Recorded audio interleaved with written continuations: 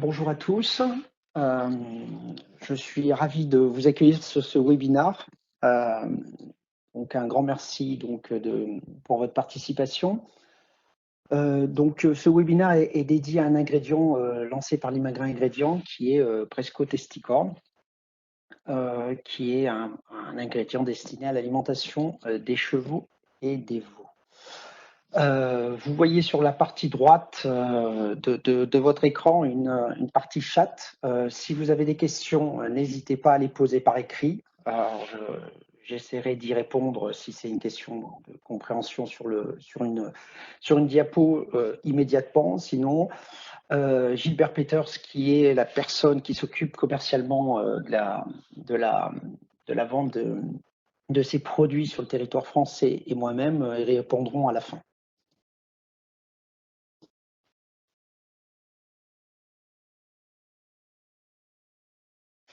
Juste une introduction rapide sur qui sommes-nous, l'Imagrin Ingrédient. Nous sommes une société française spécialisée, comme le nom l'indique, dans les ingrédients à destination du marché de l'alimentation animale et aussi humaine. Nous transformons jusqu'à 330 000 tonnes de céréales par an. Et il y a à peu près 18 mois, nous avons racheté une société qui s'appelle Unicorn Grain Speciality aux Pays-Bas, qui était spécialisée dans la fourniture, dans le traitement des céréales à destination du marché des jeunes animaux et du feed. La technologie Presco, qui est unique, est dans leur mur, donc aux Pays-Bas.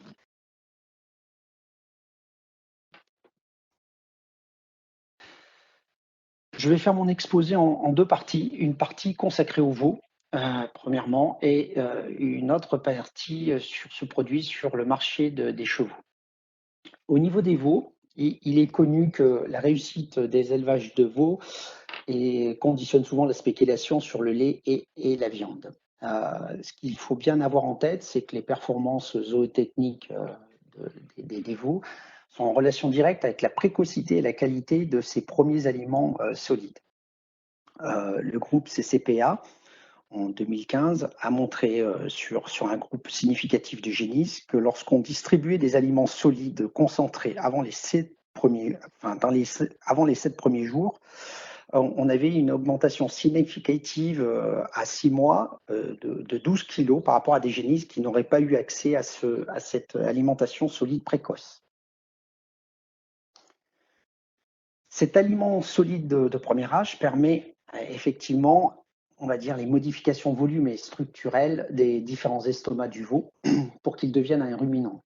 Ainsi, ces premiers aliments solides permettent d'apporter de l'énergie concentrée, car le veau, à ce moment-là, a des faibles capacités d'ingestion, et aussi à avoir un premier contact avec des aliments qui permettent de stimuler les fermentations du rumen, qui permettront le développement de ces papilles ruminales. Donc, ces concentrés de premier âge, muesli, mâche, sont une solution à privilégier dès les premiers jours du veau, en abondance. Et aussi, quelque chose qu'il faut avoir à l'esprit, la fraîcheur de l'aliment est déterminante pour l'appétence et aussi garantir une consommation régulière. Donc, dans ce contexte, on s'aperçoit que le maïs est déjà présent dans les aliments solides pour les veaux, grâce justement à ses aspects nutritionnels et organoleptiques. Il est principalement sous forme de flocons de maïs. Malheureusement, ces flocons de maïs ont des inconvénients. La première chose, ces flocons sont très fragiles lorsqu'ils sont mélangés. Il y a une abrasion importante et à la fin, vous avez beaucoup de petites particules et ce flocon est cassé. Le pouvoir couvrant est faible. On voit très bien que ce maïs est incorporé dans les concentrés afin d'avoir un impact de la couleur jaune qui est assez rare dans ces mélanges foncés. L'appétence est modérée et en fait, l'amidon, on s'aperçoit que d'un lot à un autre de flocons de maïs, l'amidon est gélatinisé de façon très hétérogène. La solution qu'on propose aujourd'hui, c'est Presco Testicorn pour le veau. On va le voir, le procédé Presco peut être finement réglé parce que c'est un procédé qui se fait par batch. Et ça permet, et donc vous voyez sur la photo sur la droite de l'écran, une comparaison, vous voyez, entre un Presco, un grain qui est traité par le système Presco et un grain natif de maïs. Donc au niveau visuel, vous avez l'impression que on garde la même structure de grain cuit.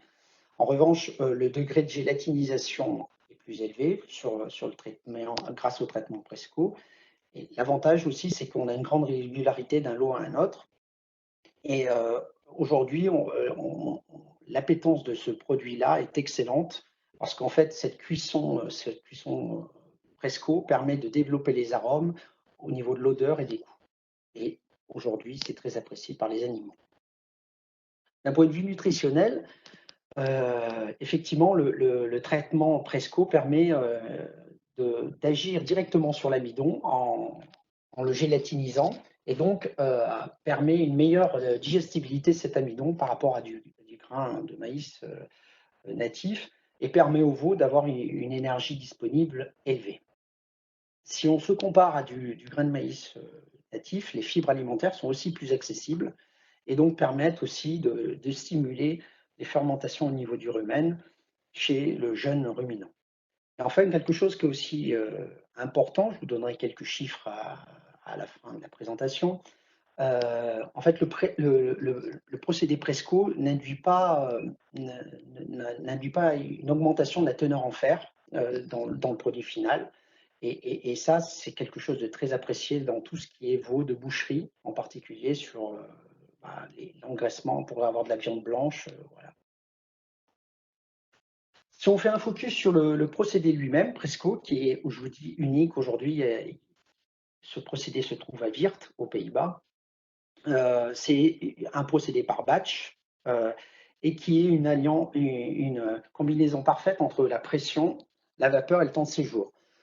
En fait, vous voyez dans le schéma, vous avez les grains des céréales qui arrivent dans le procédé. Vous avez une sorte de cocotte minute dans laquelle on va faire monter la pression et mettre de la vapeur. Et après, vous allez détendre, on va dire, les grains dans un tunnel d'expansion et qui va permettre à la fin d'avoir des grains soufflés où on pourra apporter exactement ce qu'on veut comme densité de grains, etc. Ce qu'il faut bien noter sur ce procédé, c'est que la gélatinisation de l'amidon est totalement maîtrisée. Ça dépend, voilà, les teneurs, la pression, la température, les temps de séjour déterminent parfaitement ce qu'on veut au niveau de la gélatinisation. Vous avez une régularité d'un lot à un autre. Et effectivement, comme vous détruisez une partie, par exemple, des enzymes ou des produits, vous avez une DLUO étendue sur ce produit-là. Vous avez, voilà, en plus de détails, qu'est-ce que c'est ce procédé Presco. Donc vous avez de la pression qui arrive, voilà, dans une sorte de cocotte minute, c'est soufflé. Donc à ce moment-là, l'humidité des granules d'amidon s'évapore et donc ces granules se gonflent. Et donc ces granules d'amidon deviennent beaucoup plus accessibles, on va dire, à l'attaque enzymatique des alpha-amylases et permettent de fournir rapidement de l'énergie à l'animal. Donc la structure cristalline de l'amidon est dégradée et disparaît, accessibilité. Ce qu'il faut aussi noter, c'est qu'aujourd'hui, ce procédé garantit aucune rétrogradation. La rétrogradation, c'est lorsqu'on va chauffer un amidon, et lorsqu'il refroidit, il se remet dans une conformation qui est quelquefois plus difficile d'accès aux enzymes, on va dire, du subdigestif de l'animal. Il y a certains procédés qui ont tendance à en générer pas mal. Presco n'en génère pas. Donc, vous détruisez finalement la structure cristalline et vous avez de l'amidon qui est facilement disponible pour l'animal. Voilà. Et donc, lorsqu'on on reprend, on va dire, l'application destinée à Presco, Testicorn, dans les mueslis, dans ces concentrés premier âge pour les veaux, le premier avantage de Presco, c'est grâce au réglage du procédé Presco, ça permet d'avoir quelque chose d'assez dense, d'avoir un grain de maïs qui reste dense. Et donc, à un moment donné, vous avez quelque chose qui évite les démélanges.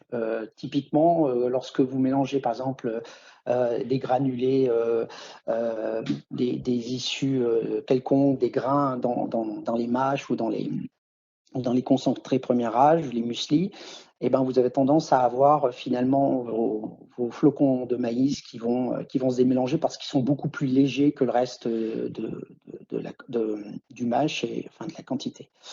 Vous avez, je l'ai déjà dit, une structure stable. Vous avez un grain de maïs qui a été traité thermiquement, qui a été gélatinisé, mais il est peu sensible à l'écrasement. Et contrairement au flocon d'avoine qu'on utilise, l'abrasion sera très très faible parce que voilà, c'est une structure qui reste, on va dire, compacte. Et l'appétence, grâce à cette cuisson Presco, vous aurez toujours un aspect, vous avez l'impression de voir un grain de maïs, un bel aspect, et l'odeur et le goût sont développés. Au niveau des avantages nutritionnels, ben, vous avez une gélatinisation qui est constante, garantie par le procédé Presco, ce qui fournit une bonne énergie, une bonne source d'énergie aux animaux. Vous avez une bonne source de fibres qui permet de démarrer le rumen chez les jeunes veaux. Et là, je vous ai donné quelques chiffres sur les teneurs en fer. Vous voyez en fait que le grain de maïs natif, on est entre 20 et 25, on va dire ppm de fer. Et ben Presco, vous voyez, on n'a pas du tout, on va pas du tout, on va dire, augmenter cette teneur. À l'inverse, quand vous comparez par exemple à des flocons de maïs, vous êtes quelquefois 2 fois supérieur. Et alors sur des flocons extrudés, là, on va dire, et ben vous avez des teneurs qui sont multipliées par 3. Donc c'est quelque chose qui est intéressant sur tout ce qui est veau à destination du marché de la viande. Donc en résumé, voilà, Presco Testicorn, c'est une source précieuse de nutrition pour les veaux, qui permet d'apporter de l'énergie disponible élevée et une source de fibres fermentées pour une croissance optimale du jeune ruminant. L'attractivité est importante. Comme on a dit, la mise à disposition de ces premiers concentrés premier âge pour les veaux est primordiale au niveau des performances zootechniques. Donc, sa consommation enfin, l'ajout dans un concentré premier âge est un atout important pour un sevrage précoce et économique chez le jeune veau. Sur la deuxième partie de ma présentation, ce même ingrédient, on l'a présenté aussi, on l'a lancé sur le marché des chevaux avec des argumentations différentes parce que voilà, chez les chevaux, en fait, les céréales sont une source d'énergie importante.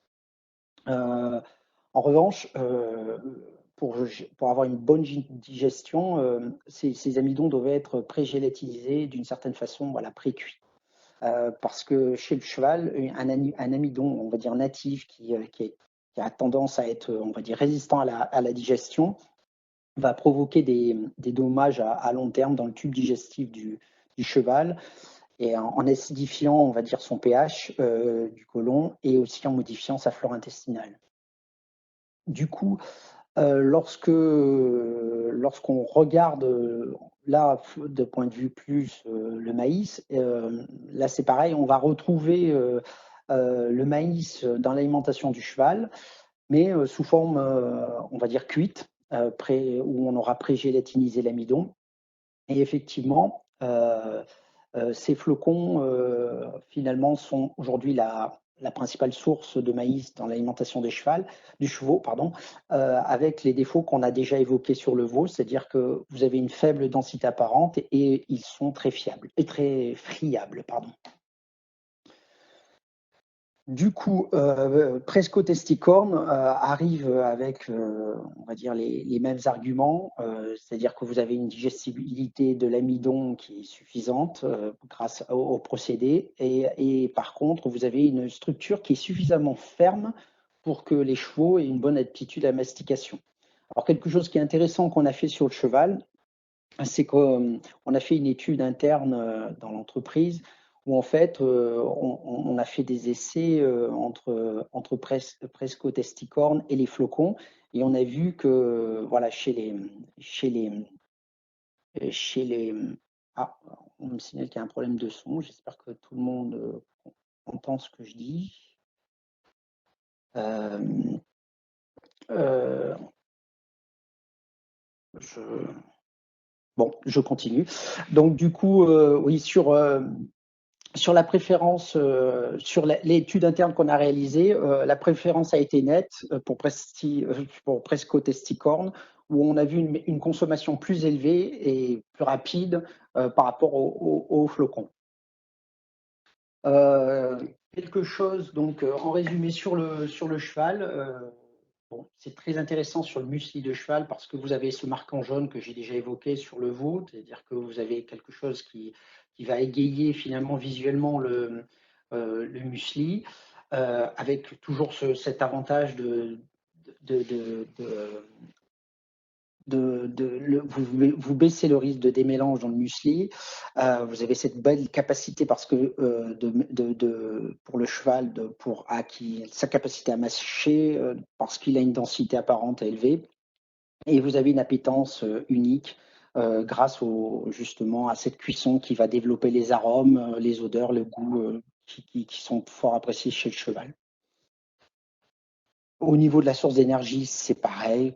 La gélatinisation de l'amidon permet de rendre accessible finalement cette molécule glucidique et permet au cheval d'avoir cette source d'énergie. Les structures stables évitent les écrasements et finalement l'abrasion qu'on observe avec les flocons de maïs.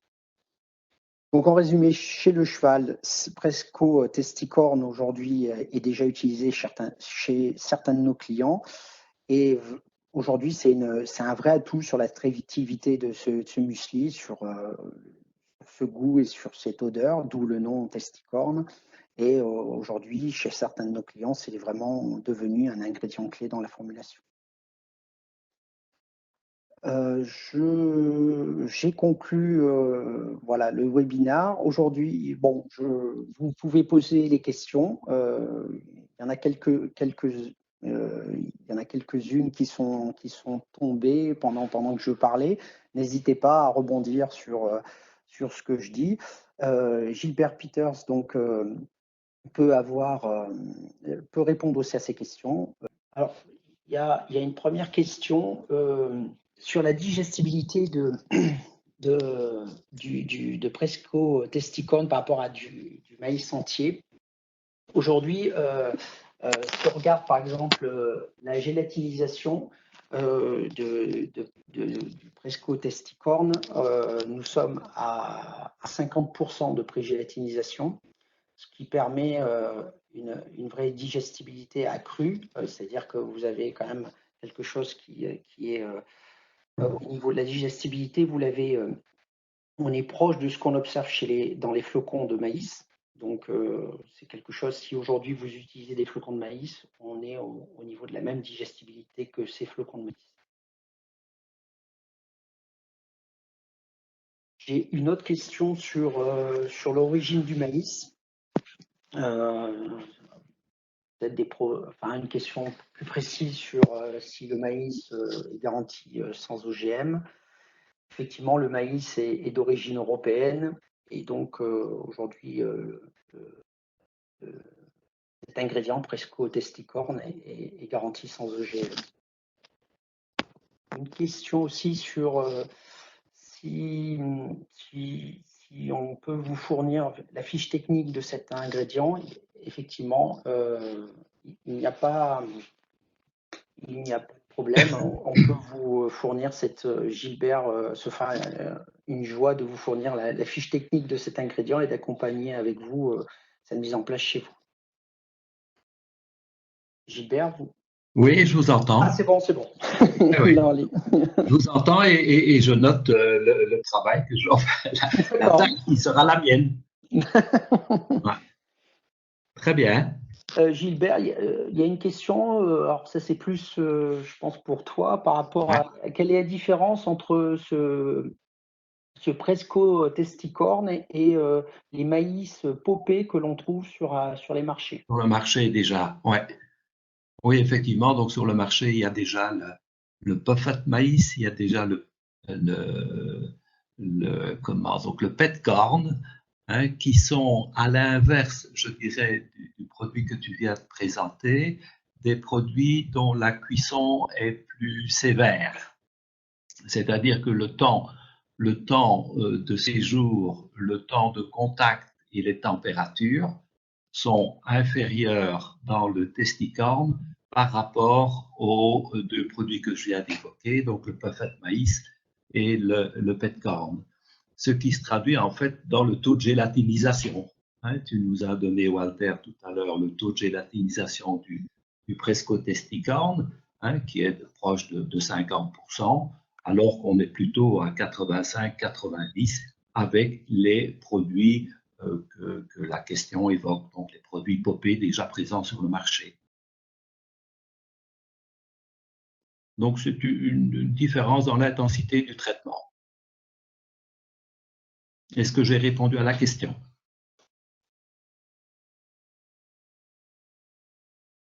Vous m'entendez toujours? Oui, oui, oui. Après, les auditeurs s'expriment que par écrit. Donc, Oui, oui, d'accord, d'accord. Donc voilà, hein, donc c'est l'intensité de traitement qui fait la différence entre le prescotesticorn et les produits popés déjà sur le marché. Et effectivement, hein, il y a une gélatinisation moins importante dans le testicorn par rapport aux produits popés déjà présents sur le marché. il y a une question qui était sur une demande si on avait des résultats d'essai sur la comparaison de l'appétence des flocons de maïs et le presco-testicorn. Alors, je l'ai évoqué sur le cheval. Oui, On a fait un essai en interne. ouais. Bon, sur les veaux, effectivement, ça n'a pas été réalisé. On l'a fait que sur le cheval. Ouais. Mais sur les veaux, il y a tellement une longue expérience déjà de nos clients avec les produits popés qu'on vient d'évoquer, qui fait que cette expérience et cette longue expérience a pu faire la démonstration de l'appétence supérieure, hein, des produits popés par rapport aux produits floconnés. Après, il y avait une question, mais bon, je pense que c'est un peu compliqué d'y répondre aujourd'hui. Je pense que Ouais. c'est du cas par cas. C'était sur le prix en comparaison des flocons. Je pense que ça, c'est quelque chose qui. Bon. Mais ça, je peux noter, je vais noter la question et je me ferai un plaisir, hein, d'y répondre par écrit, hein, ou par appel téléphonique. Bon, a priori, on a répondu à toutes les questions. Impeccable. Et on est dans Euh, le timing en plus. Voilà, on est dans le timing, on respecte. Alors, n'hésitez pas si vous avez des questions qui viennent a posteriori ou à les poser Ouais, voilà, directement à Gilbert ou à moi. Bon, sachant aussi quelque chose, ce webinaire a été enregistré, donc vous allez recevoir la version enregistrée d'ici peu de temps. Voilà. Bon, en tout cas, je vous remercie pour votre attention oui, merci. et je vous dis à bientôt. Au À revoir. bientôt. Salut.